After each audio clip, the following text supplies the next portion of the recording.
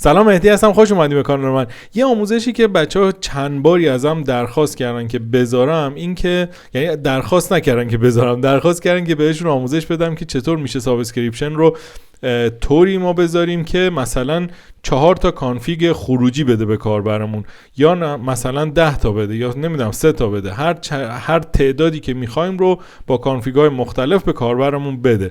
برای این کار من بهتون امروز میگم که چی کار باید بکنید. یه چیز دیگه هم که تو این آموزش قراره من بگم، پنل صنایع اومد و آپدیت داد، آپدیت 2 رو داد و یه سری تغییرات توش انجام شده که من راجع به یه چند تا از تغییراتش که ریز هستش، حالا اون تغییراتی که من میخوام راجع بهش صحبت کنم و فعلا من با این آشنا شدم، فعلا بیشتر باهاش کار نکردم که بتونم تغییرات بیشتر رو بهتون بگم. اگر تغییرات بیشتری احساس کردم و میدونستم که به دردتون میخوره، حتما راجع به اونها هم صحبت میکنیم. پس بریم و ببینیم چیکار باید انجام بدیم برای هم سابسکریپشن هم تغییراتی که صنایع داشته. با من همراه باشید. خب اولین چیزی که میخوام صحبت کنم در موردش اینه که سابسکریپشن رو چیکار باید بکنم. من الان صنایع رو نصب کردم روی سرورم و میخوام الان بهتون بگم که اینجا چیکار بکنید. من میام و سرورم رو براش حتما باید سرتیفیکیت داشته باشم، پس میام سرتیفیکیت میگیرم برای سرورم. خب میایم اینجا و یه رکورد اضافه میکنیم. من آی پی سرورم رو میزنم و اینجا هم میام اسمش رو میذارم. میخوام با سرتیفیکیت جدیدتر این کار رو انجام بدم، پس میام ستاره میذارم، دات و مثلا ساب 1، چون ساب رو دارم اینجا با یه آی پی دیگه. حالا من میام این رو میذارم ساب 1 ستاره دات ساب 1 شد ساب دامین من. خب سیو میکنم. خب من میام برای این ساب دامینم سرتیفیکیت میگیرم. ساب دامینش آماده است. اول اینکه سرت بات رو من نصب میکنم روی سرورم. اینا رو من برای این دارم نشون میدم چون خیلی از بچه‌هایی که میان میگن ما نمیدونیم الان از کجا باید بریم سرتیفیکیت بگیرم، نمیدونم فلان کار رو نمیدونم چطور باید انجام بدم. برای همین من میام و این آموزش رو یه طوری آموزش میدم که کسی هم که آشنایی نداره و اولین بارش میاد بتونه کار رو پیش ببره. پس این رو در نظر داشته باشید. اگر میدونید به دردتون نمیخوره این قسمت، میتونید اسکیپ کنید تا برسید به اون مرحله‌ای که بهش نیاز دارید. خب بریم اینجا. من الان سرتیفیکیت رو هم به همین صورت براش میگیرم و اینجا کپی پیست میکنم و تموم. الان به هم میگه ایمیل بهم بده. من الان یه ایمیل الکی بهش میدم، alaki@yahoo.com. شما باید ایمیل واقعیتون رو بدید. ایمیل واقعی برای چی میگم باید ایمیل واقعیتون رو بدید؟ چون وقتی سرتیفیکیتتون میخواد تموم بشه بهتون هشدار میده. خب اینجا هم میگه که مطمئنید که این ایمیل خودتون رو. من یس میزنم یا وای میزنم. بعد میام اینجا کاری که ازمون میخواد رو انجام میدم. اول میام یه txt نگاه کنید، اینجا کامل نوشته یه فایل txt بسازید و این رو توی قسمت نیمش قرار بدید. من الان میام همین کار رو دقیقا براش انجام میدم. اینجا میام اد رکورد میزنم، بعد میام این رو txt میذارم یا تکست میذارم، این رو هم پیست میکنم اینجا برای قسمت نیمش و این هم برای قسمت توضیحات یا محتوا. این رو هم کپی کردم میارم میندازم اینجا. حالا سیو میکنم، منتظر میمونم. یه چند ثانیه منتظر بمونید بهتره تا کامل بشین، چون ما اینترنت هامون هم یکم با کلادفلر مشکل داریم، پس بهتره که یه چند لحظه بمونید. حالا من دیگه بعد از اون چند ثانیه یه اینتر میزنم و منتظر میمونم که برام سرتیفیکیت بگیره. خب سرتیفیکیت رو گرفت. این دوتا سرتیفیکیت من هستش، دوتاشو الان من کپی میکنم که داشته باشم. این دیگه با سرور ما الان فعلا کاری نداریم، میندازیم پایین. این قسمت صنایع هست. من صنایع رو آوردم بالا. این آی پی پنلم هست، اینم که پورت پنلم هست و اینم که صنایع. میبینید که خیلی زیباتر شده. حالا همون لاگینش خیلی بهتر شده، توی قسمت CSSش به قول خودمون خیلی بهتر کار کرده. یوزر پس صنایع رو میزنم، لاگین میکنم و اینجا کاری که ما باید انجام بدیم توی این قسمت هستش. میایم توی قسمت پنل ستینگ. ببینید اینجا قبلا یه ستینگ داشتید و هم پنل ستینگ هم ایکس ری ستینگ توی همین قسمت بود، ولی الان اومده جدا کرده و قسمت پنل ستینگ رو آورده. این چیزایی که میخوام در خلال همین آموزش صنایع رو هم بهتون بگم که تغییراتی که کرده چی بوده. حالا من دارک مودش رو هم فعال میکنم. توی دارک مود کمتر احساس تغییرات میکنید نسبت به مثلا ورژن قبلی، ولی سفید که هست یا همون لایت که هست خیلی بیشتر احساس میکنه این تغییراتی که داشته رو. خب من اون سرتیفیکیت هایی که کپی کردم رو میارم اینجا. حالا من میذارم اینجا که دقیق‌تر بهتر بتونید باهاش آشنا بشید. این قسمت اضافهش رو من پاک میکنم. 2 تا فایل واسه ما میمونه. این 2 تا فایل رو باید مسیر 2 تا فایلمون هست که باید کپی کنیم. من الان میام فول چین رو کپی میکنم و میندازم توی قسمت پابلیک و سرت رو هم یا همون پریویت کی رو هم میندازم توی قسمت، ببینید همین پریویت کی که اینجا نوشته، و میام ذخیره میکنم. الان سیو میزنم و اینجا هم ریستارت پنل میزنم و تمام. الان ریستارت میشه و HTTPS پنلمون یا سرتیفیکیتش هم فعال میشه.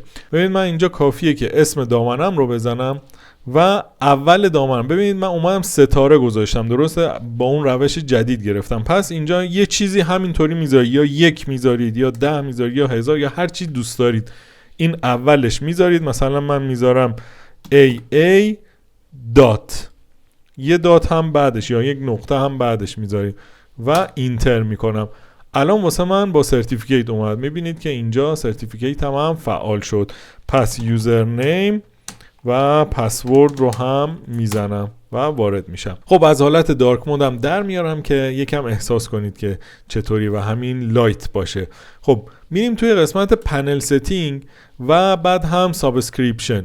این رو که بزنیم من اینجا فعالش میکنم اول، یعنی اولین گزینه رو میزنیم فعالش میکنیم. اینجا میایم دومینی که میخوایم سابسکریپشن توی اون باشه بذاریم. پس چه دومینی باید بذاریم؟ این قسمت رو میایم میذاریم، دقیقا همون دومین خود پنلمون رو میذاریم. یا مثلا میتونیم این AA شو مثلا تغییر بدم، من بذارم چون میخوام مثلا از این بگیرم مثلا بذارم BB، نمیدونم NN، حالا من دستم خورد NN گذاشتم. اینم که پورت پنلشه یا پورت سابسکریپشنه که میتونید اینم تغییر بدید هر چیزی که خودتون دوست دارید. مثلا شاید یه نفر از 2096 داره استفاده میکنه و میخواد چیز دیگه‌ای بذاره، پس میتونید چیز دیگه‌ای بذارید. این قسمت رو هم میتونید عوض کنید، میتونید هم همین باشه. بعد میایید سرتیفیکیت هایی که واسه پنل گرفتید اینجا هم وارد میکنید. پس تا اینجاش همون آموزشیه که قبلا دادم. من میارم این رو هم وارد میکنم و اینجا هم وارد میکنم، این رو پریویتش رو هم وارد میکنم و دیگه به این قسمت ها کاری ندارم. ذخیره میکنم ریستارت پنل رو هم میزنم و منتظر میمونم تا ریستارت بشه. حالا میریم توی قسمت این باند، کاری که ما در اصل باید اونجا انجام بدیم. این قسمت ریمارک رو هم جدیدن اضافه کرده اگر اشتباه نکنم. حالا من توی قبلیا دقیق یادم نیست و حضور ذهن ندارم ببینم این بود یا نبود، چون خیلی وقت نیومدم توی قسمت ستینگ پنل.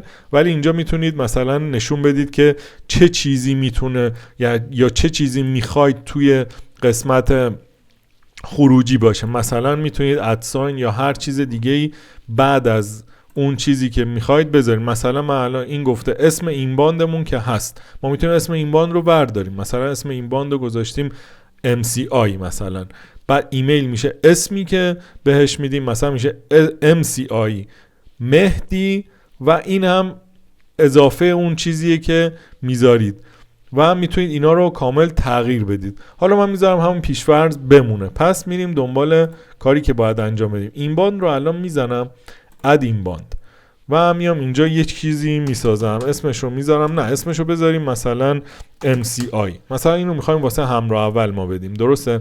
میام اسمش رو میذاریم MCI و پروتکلی که میخواد باشه مثلا نمیدونم، میتونیم این قسمتایی که تغییر کرده قبلا، یعنی بهتون گفتم میخوام راجع به اونا هم صحبت کنم کم و بیش، این قسمت‌ها رو هم داشته باشید. حالا ریالیتی میخوایم بزنیم واسه همراه اول، میذاریم به همون حالت پیشفرض بمونه و کرییت میذاریم. حالا این رو میخوایم بدیم واسه همراه اول. یه کاربر دارین میگه من هم همراه اول دارم هم مثلا ایرانسل، میخوام از هر دوتاش استفاده کنم، یه دونه مثلا ADSL هم دارم. پس میتونید به این صورت اقدام کنید. یه این باند دیگه میریم میسازیم، یه این باند دیگه اسمشو میذاریم MTN.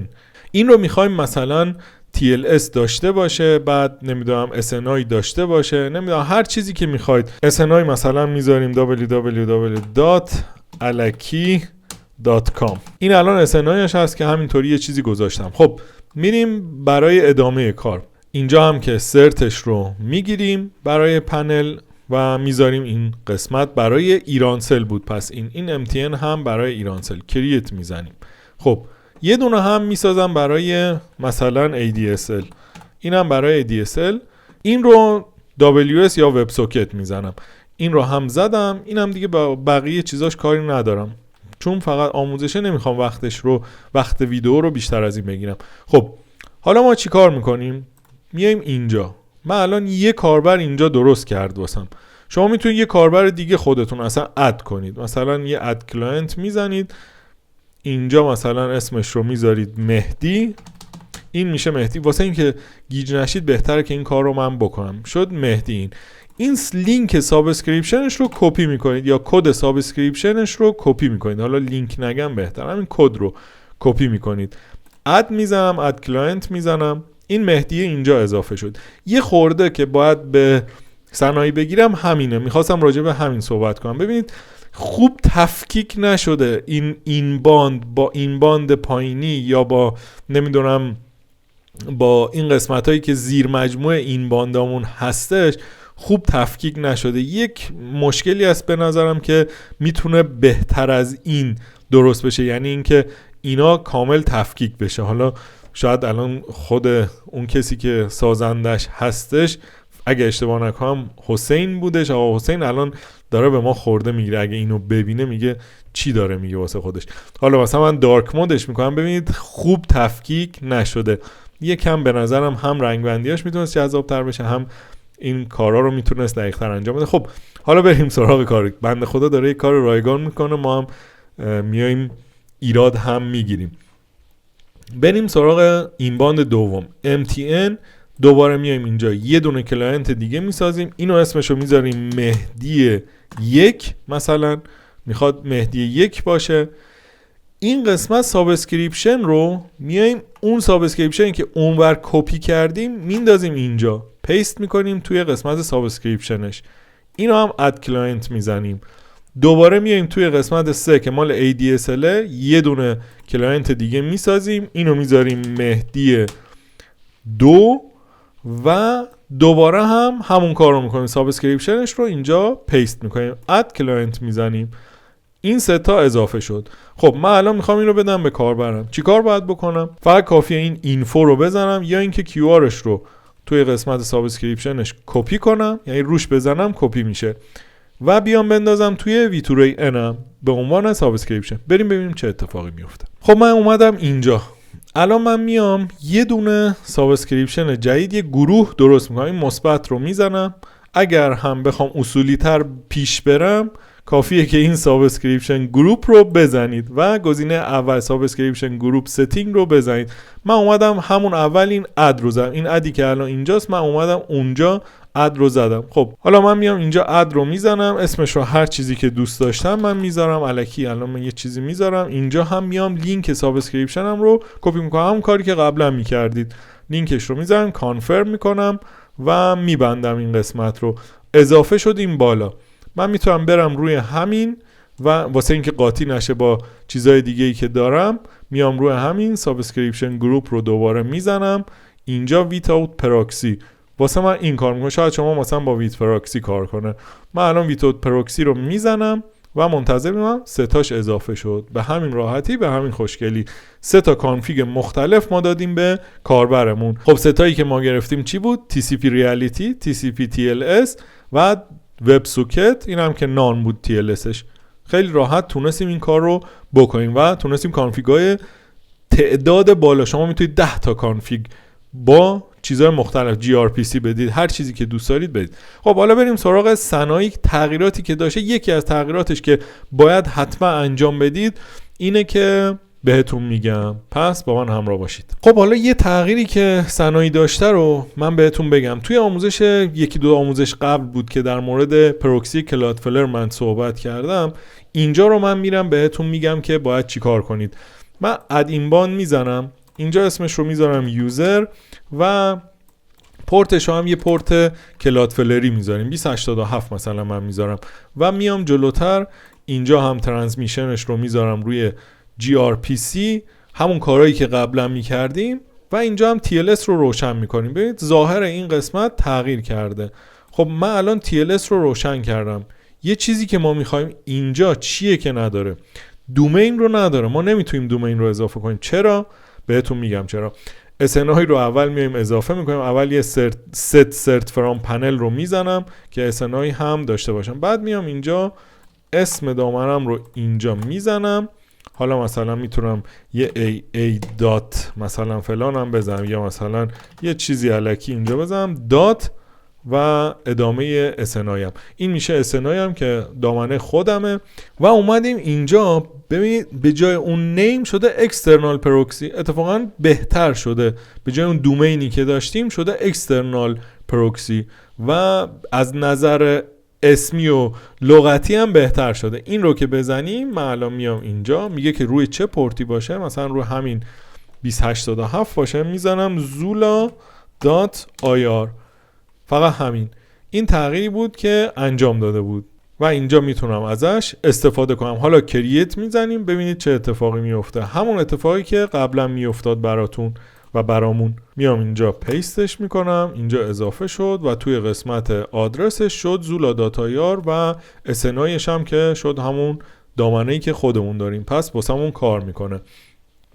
این رو هم بهتون بگم اگر واسهتون کار نکرد، چون من توی ویدیو قبلی خوب در مورد این خیلی توضیح ندادم، اگر براتون کار نکرد این فالس رو ترو کنید. حالا این یه چیزیه که شاید بعضی وقتا به دردتون بخوره و نیاز باشه. بعضی وقتا با این واسه من مثلا ترو کردم، الو این سیکور رو ترو کردم جواب داده و روی فالس بعضی وقتا جواب نداده برام. فقط یه موردی رو که من چون اصلا اینو فقط واسه تست من درست کردم و موردی نش، همینطوری یک چیزی من گفتم بهتون. حالا شما دقیقا این کار رو نکنید. ویدیو مربوط به پروکسی رو اگه ببینید خیلی بهتره. من فقط اینو به عنوان تست گفتم. شما این قسمت توی قسمت SNI این رو نذارید، یعنی اون چیزی که مال پنلتونه، اون آدرسی که مال پنلتونه رو نباید بذارید. اون آدرسی که مربوط به پروکسی ساختید رو باید بذارید. این رو من همینطوری گفتم. اینو گفتم که باز نیاید خورده بگیرید و بگید چرا اینطوری بوده. اینم از این دیگه. مطلب خاصی در موردش نمیمونه. یه سری تغییرات داشته پنل صنایعی که اونا رو دیگه باید اگر بیشتر باهاش کار کنم و ببینم تغییراتش اونقدری هست که یه ویدیو در موردش بسازم و ارزشش رو داره، حتما میام و واسهتون میسازم. خب امیدوارم این ویدیو به دردتون خورده باشه. لطفاً حمایت یادتون نره. حمایت شما لایک و سابسکرایب و شیره که منو امیدوار میکنه به ادامه مسیرم.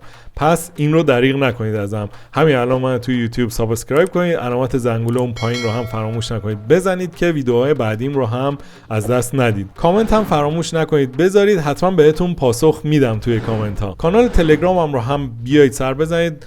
کدهایی که توی ویدیوها میذارم اونجا هم میذارم و کلا میتونید از اونجا کدها رو بردارید و استفاده کنید. دونیت هم فراموش نکنید، دونیت هم بکنید حتما. لینک دونیت رو پایین میذارم، اگه دوست داشتید دونیت کنید و حمایت هم کنید. شما که اومدین و این ویدیو رو دیدین، احتمالاً 2 تا ویدیو دیگه‌ای که من میذارم و بهتون پیشنهاد میدم رو هم دوست داشته باشید ببینید. پس اونا رو هم از دست ندید و ببینیدشون. موفق باشید. تا بعد.